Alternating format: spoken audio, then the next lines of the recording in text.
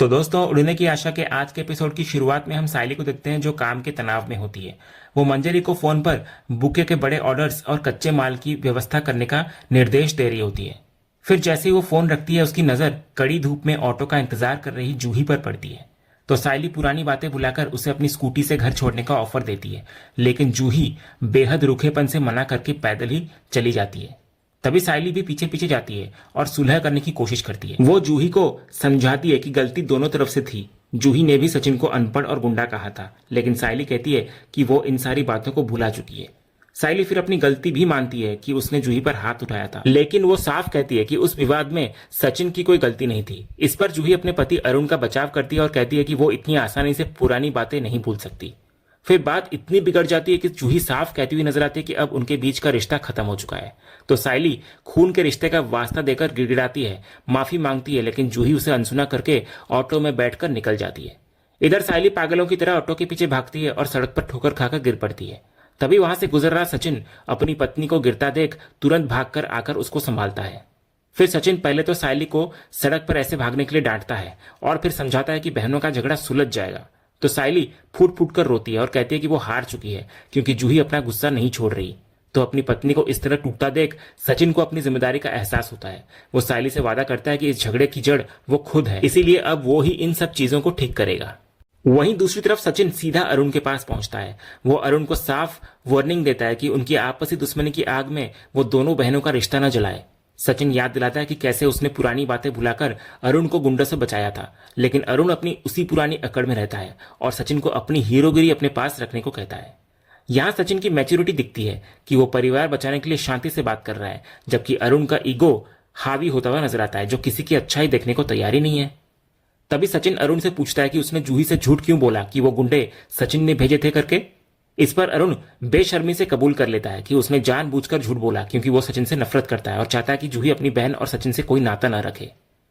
अरुण फिर उल्टा सचिन को उकसाता है कि हिम्मत है तो हाथ उठाकर दिखा। तो सचिन गुस्से में आगे बढ़ता है, लेकिन अचानक रुक जाता है और अपना मोबाइल अरुण को दिखाता है। कॉल चालू होती है और लाइन पर सायली के साथ जूही भी होती है। ये देखकर अरुण के तोते उड़ जाते हैं। तभी कॉल पर सब कुछ सुनने के बाद कुछ ही दूरी पर खड़ी जूही और सायली सामने आ जाती हैं। इधर जूही का अपने पति अरुण से पूरी तरह भरोसा उठ चुका होता है। वो अरुण को खरी खोटी सुनाती है कि कैसे उसने उसके भोलेपन का फायदा उठाकर उसे अपने ही बहन और जीजू के खिलाफ भड़काया। इसके बाद जूही फूट फूट कर रोते हुए सायली का हाथ पकड़कर माफी मांगती है। वो सचिन के सामने भी हाथ जोड़ती है, लेकिन सचिन बड़ा दिल दिखाते हुए इसको रोक देता है और कहता है कि परिवार में यह सब होता रहता है। यहां जूही के अंदर भयंकर गिल्ट और पछतावा होता है। उसे अपनी बेवकूफी का एहसास हो गया होता है। वहीं सचिन का जूही को तुरंत माफ कर देना उसके बड़े और साफ दिल को दिखाता है। इसके बाद सचिन और सायली दोनों अरुण को आईना दिखाते हैं। सायली कहती है कि उसने भरोसा करके अपनी बहन अरुण को सौंपी थी, लेकिन वो ही उनका रिश्ता तोड़ने में लगा है। इधर जूही इतनी ज्यादा भड़की होती है कि वो अरुण को धमकी देती हुई नजर आती है कि उसने अगर एक शब्द भी बोला तो वो गाड़ी के नीचे आकर अपनी जान दे देगी। इतना बोलकर वो वहां से चली जाती है और अरुण अपनी बाइक लेकर उसे मनाने पीछे पीछे भागता है। वहीं इधर सायली सचिन को तसल्ली देती है कि सच सामने लाना जरूरी था, लेकिन सचिन मन ही मन डर रहा होता है कि इस सारे ड्रामे से कहीं और कोई झमेला ना खड़ा हो जाए। अगले सीन में दुकान पर सायली काम में बिजी होती है। वो मंजरी को तैयार किए गए 30 बुके चेक करने और बाकी बचे 20 बुके जल्दी पूरे करने का निर्देश देती है ताकि ऑर्डर टाइम पर जा सके। तभी शोभा भी उसको दिलासा देती है और समय पर ऑर्डर पूरा करवाने का भरोसा भी देती है। तभी वहां अचानक जूही आ जाती है और काम में हाथ बटाने की बात कहती है। अपनी बहन को देखकर सायली की खुशी का ठिकाना नहीं रहता और दोनों बहनें गले लग जाती हैं। इधर अपनी दोनों बेटियों को एक साथ देखकर शोभा मन ही मन बप्पा को धन्यवाद देती है और फिर सभी मिलकर सायली का ऑर्डर पूरा करने में जुट जाते हैं। लेकिन उनकी ये खुशी ज्यादा देर नहीं टिकती। अचानक वहां एक जेसीबी के साथ कुछ लोग आते हैं और सारी दुकानों का सामान बाहर फेंकने लगते हैं। सायली के तैयार किए हुए बुके भी बेरहमी से फेंक दिए जाते हैं। तो सायली हैरान होकर उन लोगों से इस कार्रवाई का कारण पूछती है। तो उन आदमियों में से एक आदमी कहता है कि उन्हें ये इलीगल दुकानें हटाने का ऑर्डर मिला है। तो सायली और जूही इसका कड़ा विरोध करती है और कहती है कि उनके माता पिता सालों से यहाँ दुकान लगा रहे हैं और उनके पास परमिशन लेटर भी है, लेकिन वे आदमी किसी की एक नहीं सुनते और चेतावनी देते हुए लगातार सामान फेंकते रहते हैं। इस सीन में सायली और जूही के अंदर अपनी रोजी रोटी छीनने का डर, गुस्सा और सिस्टम के आगे असहाय होने का पीड़ा होता है। इसके बाद सारे दुकानदार उन लोगों से विनती करते हैं, लेकिन कोई फायदा नहीं होता। अपनी मेहनत और ऑर्डर को पूरी तरह बर्बाद होने से बचाने के लिए साइली तुरंत मंजरी और जूही को बचे हुए बुके एक सुरक्षित जगह पर रखने को कहती है। तो जूही और मंजरी बुके साइड में रख देती हैं, जबकि उनके पीछे उन आदमियों की तोड़फोड़ लगातार जारी रहती है। इधर उस अधिकारी के इशारे पर जैसे ही जेसीबी अपना काम शुरू करने के लिए आगे बढ़ती है, साइली उसको रोकने के लिए सामने आ जाती है, लेकिन वो आदमी ऑर्डर का हवाला देकर उसे वहां से हटने को कहता है। उधर बाकी दुकानदार भी अपनी गरीबी का वास्ता देकर उन लोगों से रहम की भीख मांगते हैं, पर उनकी एक नहीं सुनी जाती और देखते ही देखते दुकानों पर जेसीबी चलने लगती है। जब जेसीबी साइली की आई की दुकान तोड़ने के लिए करीब आती है, तो साइली अपनी जान की परवाह किए बिना उसके सामने खड़ी हो जाती है और चेतावनी देती है कि दुकान तोड़ने से पहले उन्हें उसके ऊपर से गुजरना होगा। तभी अधिकारी इसे ड्रामा बताते हुए साइली को वहां से हटने को कहता है। जब साइली नहीं मानती और जेसीबी आगे बढ़ने लगती है, तो किसी अनहोनी के डर से जूही दौड़कर साइली को वहां से खींच लेती है और उसकी इस नादानी पर उसको फटकार लगाती है। इसके बाद साइली और शोभा की आंखों के सामने उनकी सालों पुरानी दुकान को मिट्टी में मिला दिया जाता है। फिर उनकी सारी मिन्नतें बेकार जाती है और इधर अपना काम खत्म करके वे लोग वहां का सारा सामान भी अपने साथ ले जाते हैं। खून पसीने की कमाई और सालों से हर सुख दुख की साथी रही दुकान को पल भर में उजड़ता देख शोभा पूरी तरह टूट जाती है और अपना दर्द बयां करते करते सदमे से बेहोश होकर गिर पड़ती है। साइली और जूही उसको संभालती हैं। फिर होश में आने पर शोभा साइली से उस परमिशन के बारे में पूछती है जिसका जिक्र वे आदमी कर रहे थे, तो साइली उसे तसल्ली देती है कि वो पता लगाएगी। लेकिन तभी शोभा की हालत फिर बिगड़ जाती है और वो दोबारा बेहोश हो जाती है। हालात की गंभीरता को देखते हुए जूही तुरंत एक ऑटो लेकर आती है। साइली जूही को आई को अस्पताल ले जाने की जिम्मेदारी सौंपती है और खुद सचिन को बुलाने का फैसला करती है। इसके अगले ही सीन में हम देखते हैं कि साइली रोते हुए सचिन को फोन मिलाती है और उसे इस पूरे दर्दनाक हादसे की जानकारी देती है। यह सुनकर सचिन भी हैरान नजर आता है। साइली उसको बताती है कि जूही आई को अस्पताल ले गई है और अब उसे कुछ समझ नहीं आ रहा है, इसीलिए वो जल्द से जल्द यहां पर आ जाए। वहीं दूसरी तरफ मंदिरा और रेणुका अपनी रची हुई साजिश के पूरे होने का जश्न मना रही होती है। इधर मंदिरा खुश होते हुए रेणुका से कहती है कि उसकी योजना बिल्कुल सफल रही और साइली की आई की दुकान अब हमेशा के लिए खत्म हो चुकी है। इस पर रेणुका भी अपनी भड़ास निकालते हुए कहती है कि साइली और सचिन की वजह से उसकी डॉक्टरेट की डिग्री छिन गई थी और उसको सबके सामने जलील होना पड़ा था। इधर रेणुका का असली मकसद साइली को उसके ही परिवार की नजरों में गिराना था, ताकि सब लोग इस बर्बादी का जिम्मेदार सिर्फ और सिर्फ साइली को ही माने।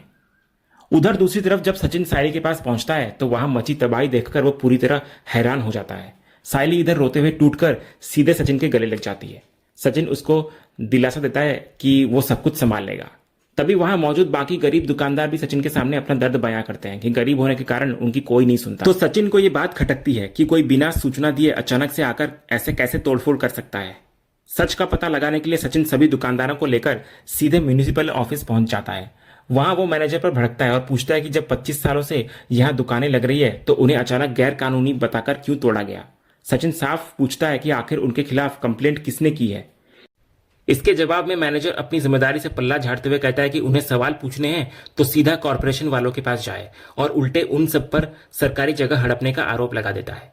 फिर बहस बढ़ने पर मैनेजर सीधा साइली की तरफ इशारा करते हुए सारी बर्बादी का इल्जाम उसी पर डाल देता है। वो कहता है कि परमिशन सिर्फ ठेला लगाने की थी, लेकिन साइली ने अपने बड़े ऑर्डर्स पूरा करने के लिए ज्यादा सरकारी जगह घेर रखी थी। इसी वजह से कॉर्पोरेशन में शिकायत हुई और एक्शन लिया गया। यह सुनते ही बाकी दुकानदार भी साइली के खिलाफ हो जाते हैं और अपनी बेरोजगारी और उजड़ती रोजी रोटी का पूरा दोष साइली पर मरते हुए नजर आते हैं। इधर अपनी पत्नी पर इल्जाम लगते देख सचिन सबको चुप कराता है और साइली का मजबूती से बचाव करते हुए कहता है कि वो रोज की तरह अपना काम कर रही थी। सचिन मैनेजर से सवाल करता है कि अगर कुछ इलीगल था तो पहले लीगल नोटिस क्यों नहीं दिया गया। वो फिर चेतावनी देता है कि अगर उसकी काकी यानी कि शोभा को कुछ भी हुआ तो वो किसी को नहीं छोड़ेगा। तो इधर मैनेजर पुलिस बुलाने की धमकी देता है और उन्हें सीधे कमिश्नर से मिलने को कहता है। तभी साइली के कहने पर सचिन वहां से जाने के लिए मान जाता है, लेकिन वो समझ जाता है कि दाल में कुछ काला है और ये मैनेजर भी इस साजिश में मिला हुआ है। वहीं दूसरी तरफ जब सब लोग टूटी हुई दुकानों वाली जगह पर पहुंचते हैं, तो बाकी दुकानदार साइली पर बुरी तरह भड़क जाते हैं। वे सारा दोष साइली पर मरते हुए कहते हैं कि उसके ज्यादा जगह घेरने के लालच ने आज उन सबकी रोजी रोटी छीन ली है। उनका गुस्सा 7वें आसमान पर होता है। वे साइली को ताना मारते हैं कि वो तो स्कूटी पर जाकर अपने ऑर्डर पूरे कर लेगी, लेकिन दूसरों के पेट पर लात मारकर उसे क्या मिला।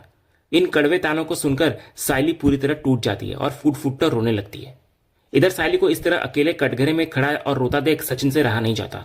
वो बीच बचाव करते हुए कड़े शब्दों में कहता है कि इस पूरी बर्बादी के लिए सिर्फ साइली को जिम्मेदार ठहराना बिल्कुल गलत है। वो दुकानदारों को समझाता है कि अगर साइली से इतनी ही परेशानी थी तो उन्हें पहले बता देना चाहिए था।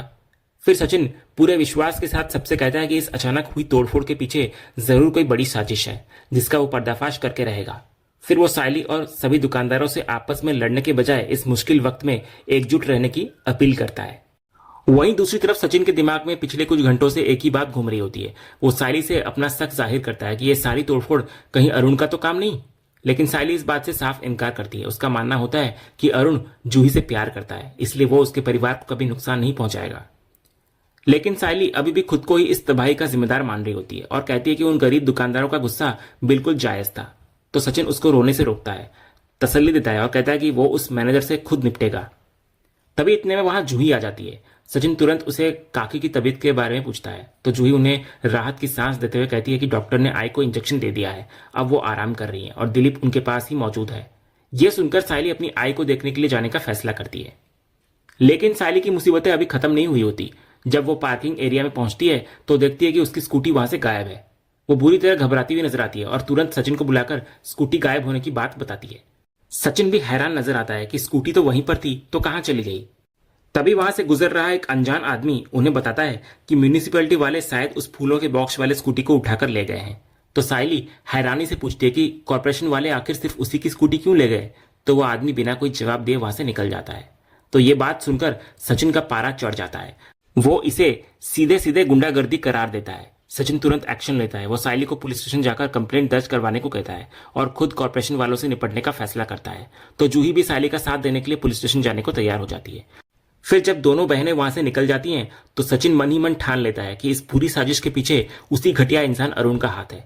फिर गुस्से में आग बबूला सचिन कसम खाता है कि अब वो अरुण को बताएगा कि असली सचिन देशमुख कौन है।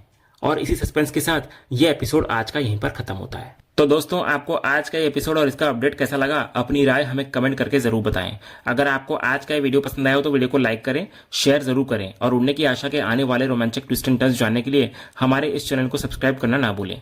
मिलते हैं अगले वीडियो में, तब तक के लिए धन्यवाद।